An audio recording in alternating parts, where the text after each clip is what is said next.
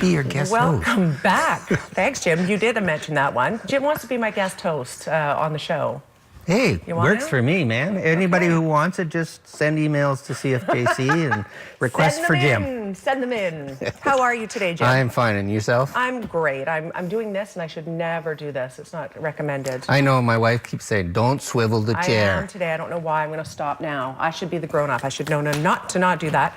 But today we're talking about Meet a Machine, 4th annual. This is a fundraiser for the Juvenile Diabetes Research Foundation, and it's taking place at the Powwow Grounds, April 21. Absolutely. It's a premier event. That's my 5-year vision. It's still family affordable.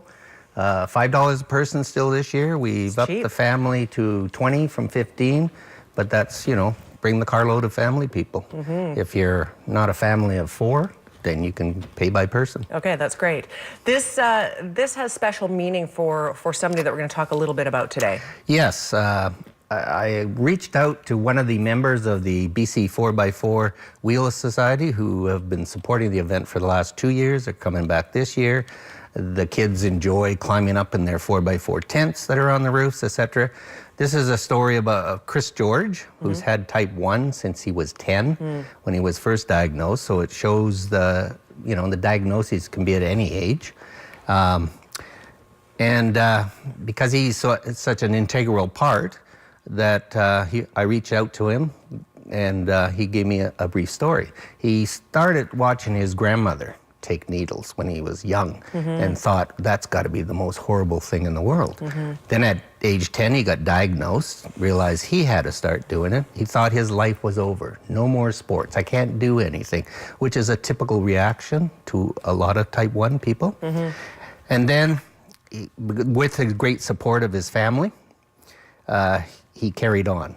But like some people, he didn't keep his discipline up for the insulin injections and everything. And as a teenager where he was invincible and in his 20s, he didn't take care of himself. As a result, he lost his kidney function, which is one of the side effects of type 1, which is an autoimmune disease.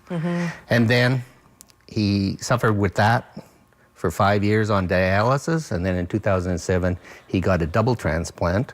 That's the pancreas and the kidney. How's he doing? Since then, he's been going strong for 11 years. That's amazing. He's out in the 4x4 world. He doesn't stop life, and as he says, he doesn't let bumps get in his way. Isn't he lucky to have gotten that organ transplant to begin with? We know how many people wait on those lists, and some of them never get them. There were 17 on the wait list when he went in, and there were 2 that were done in BC that year. So that's remarkable. Yeah, we all know the age-old story about the number of people that donate organs. There aren't enough. I think it's just about a third, maybe a bit less, that are signed up.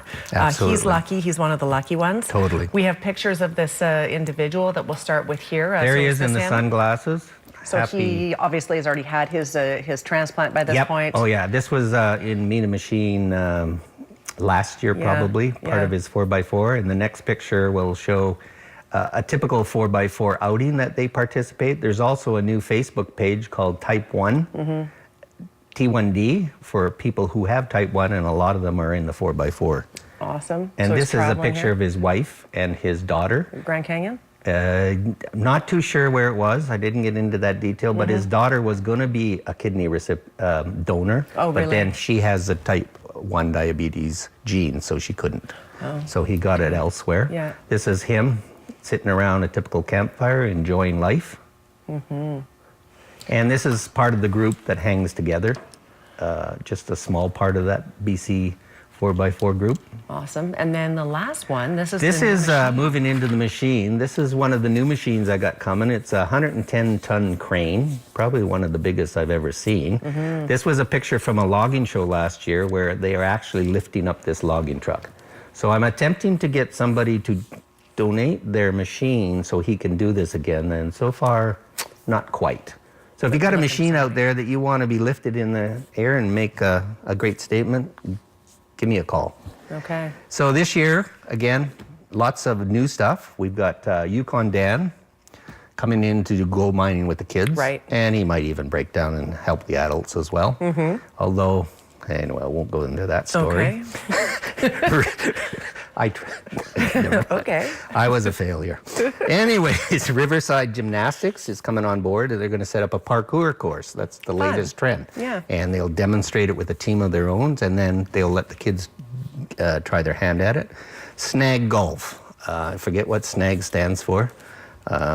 It's get kids interested in golf for the young people. They bat tennis balls around at targets. It's coming in from the BC Golf Association with support from our local Kamloops Golf and Country Club. I got airbrush tattoos coming in all the way from Calgary. And of course, returning are the favorites, face painting by Denise. Star Wars are coming back, this time with the photo backdrop. Possibly a Death Star, so you can feel like you're actually in the movies. And the new machines, the 110-ton crane. I've got an automatic mining scoop, which is a fascinating concept from New Gold, a machine that carries the ore underground, remote control, so you don't have to have a person driving it. And it will be explained by the vendor. I got an Opel GT Racer coming. It's going to make a lot of noise. Fun. A super dragster. And of course, the helicopter rides are back. Just got off the phone. It's still going to be $25 for a 7 to 8 minute ride per person. That's amazing. They were all sold out by 11:15 last year, so yeah. get there early. However, and I will know hopefully in a week or two, they might have a second bird. Well, wouldn't that be flying. nice? Absolutely. All the more money to be raised. We're almost out of time. Again, this is April 21st. The early bird gets the worm in terms of some of the fun things that are going on. So far, this has raised $40,000 for juvenile diabetes, which I think is fantastic. It's great to hear and see the story of somebody who has, made it through and had some challenges, but has gone on to lead a healthy and happy life. And that's what raising this money is all about. Yes, and then final say, we've got some great corporate sponsors that have locally stepped up to help us with the funds and helping with the event. Our presentation sponsors are Chris Chan from Ups Real Estate and Adrian and her family, the owners of Scoops Ice Cream. And there will be an ice cream buggy during the event giving out ice cream. What would this be without ice cream? And Scoops, what Yes, can you say? that's right. The premier ice cream place in town. Absolutely. All right, Jim, thank you for being here. Thank you for having me. Could be my future co-host. We'll see what happens there. I'm waiting on the Get those emails. emails in. Okay. The more that come in, the better I will. She's got to have vacation. Somebody's got to do True the story. I job. wouldn't mind having vacation. Okay, information's on the screen. I could dress up for weather too. Perfect. You can wear my dress. There we go. Okay, quick break. We'll be right back.